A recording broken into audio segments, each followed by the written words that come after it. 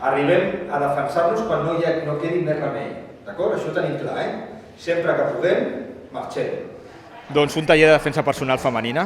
Hem agafat les tècniques de l'art marcial més pràctiques i els estic ensenyant perquè aprenguin, per almenys, a defensar-se, a tenir unes nocions d'autodefensa. I sobretot, el més important per mi, que se n'adonin que són capaces de defensar-se.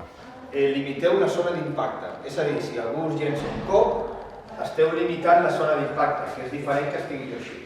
D'acord? Que tenir nocions d'autodefensa trobo que és de molt profit, perquè tot i que no vull viure en una paranoia constant pensant que m'atacaran, trobo que és profitós. També em dedico com a l'àmbit social i fer contencions i tot això està com en el nostre dia a dia i llavors penso que també és profitós. Bé, molt bé, el professor molt bé, s'ho està explicant tot molt bé, hi ha molt bon ambient i estem molt a gust.